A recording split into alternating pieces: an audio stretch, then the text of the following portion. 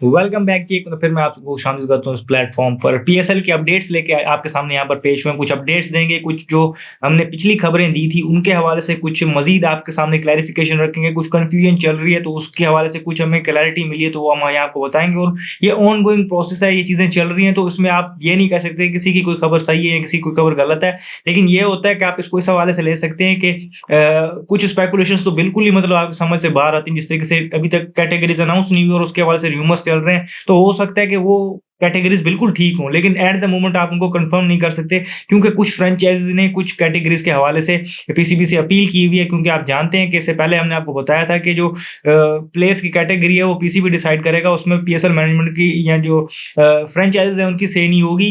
तो जो एक आध उनको लगता है तो उनके हवाले से उन्होंने कुछ अपील की हुई है, तो वो अभी अंडर जिसे कहते हैं डिस्कशन है, अभी उसकी कंफर्मेशन नहीं आई। तो स्टार्ट करते हैं आज की अपडेट्स का सिलसिला। सबसे पहले तो एक पीएसएल के लेजेंड और एक पाकिस्तान क्रिकेट के लेजेंड, जनरली क्रिकेट के लेजेंड हम जानते हैं कि शोएब मलिक इससे पहले इंटरनेशनल क्रिकेट से अपनी रिटायरमेंट का अनाउंस किया हुआ था। इसके अलावा बाकी लीग्स में भी हम देख रहे थे, वो भी उनकी पार्टिसिपेशन कम हो गई थी एज अ प्लेयर। वो हमें अब ब्रॉडकास्टिंग में रोल में नजर में आ रहे हैं, या फिर हमें वो as a mentor, as a coach इस रोल में नजर आ रहे हैं। पीएसएल से उन्होंने भी ऑफिशियली अपनी रिटायरमेंट का अनाउंसमेंट नहीं की थी, लेकिन अभी हमने देखा है कि उन्होंने पीएसएल से अपनी रिटायरमेंट अनाउंस किया और बताया कि एज अ प्लेयर अब वो पीएसएल में नहीं खेलेंगे। मे बी आपको वो मजीद शायद किसी और रोल में नजर आए, या एज अ मेंटोर या ब्रॉडकास्टिंग में। हम देखते हैं कि ऑलरेडी वो उससे पहले नजर आ रहे थे, वो टीवी चैनल्स पे कुछ प्रोग्राम्स में बैठते थे, या हो सकता है वो पीएसएल की टीम को ज्वाइन कर लें, ब्रॉडकास्टिंग टीम को। तो एज अ प्लेयर उन्होंने रिटायरमेंट अनाउंस किया है। अगर हम बात करें पहले सीजन में कराची किंग्स की जब फ्रेंचाइज नहीं थी तो वहां पर उन्होंने कैप्टनसी की। फिर मुल्तान सुल्तान जब नहीं आई थी, जब शॉन ग्रुप ने ली थी, वहां पर भी उन्होंने कैप्टनसी की। फिर वो कराची किंग्स में वापस भी गए, उससे पहले पेशावर जल्मी में गए, फिर कराची किंग्स में गए। भी लास्ट में जब वो उन्होंने पिछला सीजन खेला था वो कोयटा ग्लैडिएटर्स से खेला था। इसलिए अगर हम देखें उनका एक वैसे ही अगर हम पाकिस्तान की तरफ से भी देखें तो उनका एक बहुत बड़ा करियर है। और टी20 या कंपैरेटिव क्रिकेट में देखें तो उनका एक बहुत आउटस्टैंडिंग वहां पर रिकॉर्ड मौजूद है। तो उनको एक ट्रिब्यूट बनता है यहाँ पर कि जिस तरीके से उन्होंने क्रिकेट को सर्व किया और पीएसएल को सर्व किया। तो थैंक यू शोएब मलिक, जो उन्होंने पीएसएल के लिए या पाकिस्तानी क्रिकेट के लिए या क्रिकेट के लिए जनरली किया। तो शुरुआत मैंने कहा थोड़ी सी इससे कर लेते हैं। अब आगे बढ़ते हैं तो आपको बताते हैं कि जो मीडिया राइट्स हैं पीएसएल के, वो उसके लिए पीएसएल मैनेजमेंट ने ऐड जारी कर दिया है। इससे पहले हमने देखा था कि जो लास्ट टाइम जब ये हुआ था तो 630 करोड़ में एआरवाई ग्रुप जो उनका है ए स्पोर्ट्स, उन्होंने ये जीता था। अब देखना होगा कि ये किस तरीके से जाता है, क्योंकि हम देख रहे हैं कि ग्रोथ बढ़ रही है, वैल्यू बढ़ रही है पीएसएल की। हमने फ्रेंचाइज की ऑक्शन में देख लिया, आप इसके हवाले से भी उन्होंने ऐड जारी कर दिया है। तो यहाँ पर भी देखते हैं कि कौन इसको जीतता है और ये कितनी रकम में जाते हैं। तो ये भी एक बड़ा आपके लिए पीएसएल के लिए अगर हम कहें तो ये एक लैंडमार्क साबित हो सकता है। तो ये भी देखना होगा।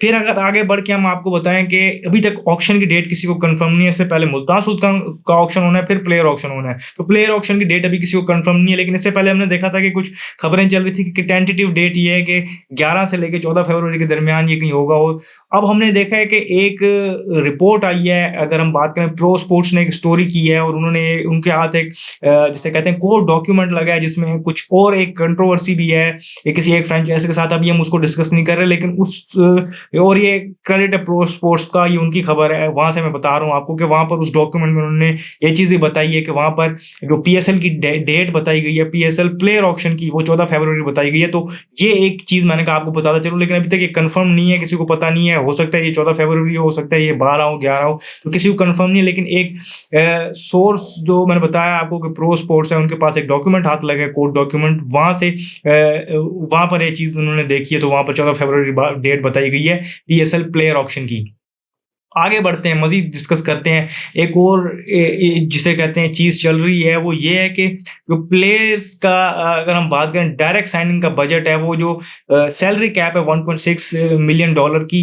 अब इसमें थोड़ी सी कंफ्यूजन ये है कि कुछ फ्रेंचाइजीज ने उसको इस तरीके से इंटरप्रेट किया है कि जो वो बजट होगा डायरेक्ट साइनिंग का, वो यहाँ से डिडक्ट होगा। और कुछ फ्रेंचाइजीज ने उसको इस तरह इंटरप्रेट किया है कि वो अलग है और वो उस पर कोई कैप नहीं है कि आप कितना भी कर सकते हैं। तो कुछ लोगों ने इस तरह से इंटरप्रेट किया है कि ये फिर अगर $1.6 मिलियन में आप मजीद ऐड कर लें तो ये नियर जाता है $2 मिलियन तक, तो ये सैलरी कैप बनता है पीएसएल का प्लेयर्स के लिए और टीम्स के लिए। तो ये इस तरीके से कुछ फ्रेंचाइजी इसको इंटरप्रेट किया। अब एट द मोमेंट ये चीज़ है कि अभी ये अंडर डिस्कशन है, क्योंकि कुछ टीम्स का ये पॉइंट ऑफ व्यू है कि जो डायरेक्ट साइनिंग्स है उसकी भी डिडक्शन हो, या फिर उसको भी एक तरीके से इस तरीके से देखा जाए कि और ये 1.6 या तो फिर पर्स को बढ़ा दिया जाए, उसमें से डिडक्ट किया जाए अगर आप चाहते हैं कि ये इफेक्ट ना हो। तो ये अंडर डिस्कशन है, तो अभी इस पर मजीद डिस्कशन होगी और ये पता चला है कि वर्कशॉप्स होंगी जहां पर फिर मजीद इसको डिस्कस करके सारी फ्रेंचाइजी जब एक साथ बैठेंगी तो वहां पर इसकी एक क्लैरिटी आएगी। हमने आपको उससे पहले ये बताया था कि उसमें से डिडक्ट होगा और कुछ फ्रेंचाइज की तरफ से ये इसको इस तरीके से इंटरप्रेट किया गया है। तो दोनों ने इसको अलग अलग तरीके से इंटरप्रेट किया। अब इसमें ये नहीं है कि कोई सही है कोई गलत है, इसकी क्लैरिफिकेशन होगी, इस पर मजीद डिस्कशन होगी। इस तरह मैंने आपको कहा है कि ऑन गोइंग प्रोसेस है और ये चीजें मजीद होंगी, अब आपके सामने आएंगी, तो वहां पर आपको इस चीज की क्लैरिटी मिल जाएगी कि डायरेक्ट साइनिंग की जो अमाउंट है वो कितनी है, उस पर कोई कैप है या नहीं है, या वो जो सैलरी कैप है $1.6 मिलियन की उसमें से डिडक्ट होगी या नहीं होगी। तो ये चीज़ें भी आपके सामने आ जाएंगी। लेकिन अभी इस पे कुछ मैंने आपको बताया कि दोनों तरह की इंटरप्रिटेशंस हैं, दोनों ठीक हो सकती हैं, दोनों में से एक ठीक हो सकती है, गलत हो सकती है। लेकिन अभी तक उस भी मतलब जिसे कहते हैं कि क्लैरिटी इस हवाले से नहीं है कि अभी तक उस पर फाइनल कोई डिसीजन नहीं हुआ। मैंने आपको बताया था कि पीसीबी ने खुद अनाउंस किया था, पीएसएल मैनेजमेंट ने, कि $1.6 मिलियन का जो सैलरी कैप है वो तो अनाउंस हो गया था, लेकिन डायरेक्ट साइनिंग के हवाले से अभी तक वहां पर कोई बात नहीं आई थी। एक डायरेक्ट साइनिंग मैंने आपको बताया था एक ओवरसीज प्लेयर की, वो सारा रूल आपको बताया था कि वो अलाउ है, लेकिन अभी तक उसमें ये क्लैरिटी नहीं है कि वो जो $1.6 मिलियन है उसके अंदर ही वो डायरेक्ट साइनिंग होगी या उसका अलग से बजट होगा या उस पर कोई कैप होगी भी या नहीं होगी। तो वो चीजें भी देखी जाएंगी। मोस्ट प्रोबेबली मुझे ये लगता है at the end PSL management ये अलाउ कर देगी कि शायद जो ये बढ़ा दे आपका जो सैलरी कैप है और उसी के अंदर फिर आपको लेना पड़े, या फिर कोई कैप लगा देगी कि इससे बढ़कर आप ये नहीं कर सकते, क्योंकि कुछ तो आपको लिमिट रखनी पड़ेगी। वो सारी चीजें कुछ पीएसएल फ्रेंचाइज की ये भी वहां पर डिमांड है।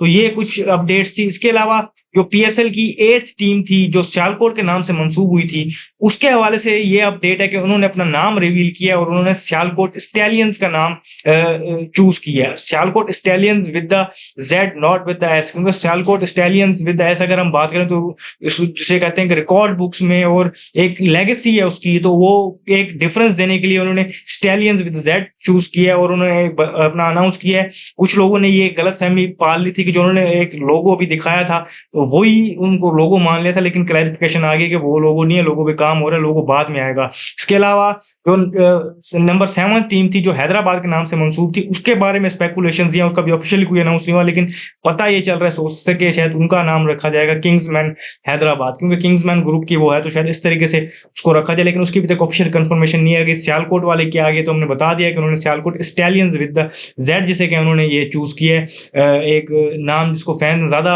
पजीराई दी है और फैंस की राय भी ये थी कि इसको यही नाम दिया जाना चाहिए सियालकोट से। तो ये चीजें अभी जो एक आपके सामने जो कुछ अपडेट्स थी, जो क्लैरिफिकेशन थी पिछली खबर की, वो मैंने आपको दी है। ऑन गोइंग प्रोसेस जिस तरीके से और खबरें आएंगी हम यहाँ आपको देंगे जल्दी मैंने सोचा मैं आपको खबरें दूं, एक आपके लिए वन विंडो स्टॉप होना चाहिए कि आप आए यहाँ, आपको इस प्लेटफॉर्म पे वो खबरें मिलें और ऑथेंटिक मिले। कोई गलती वगैरह हो तो हम यहाँ आपको क्लैरिफाई भी कर देते हैं। तो इस वीडियो में फिलहाल इतना ही, मुझे दीजिए शुक्रिया, अल्लाह हाफिज।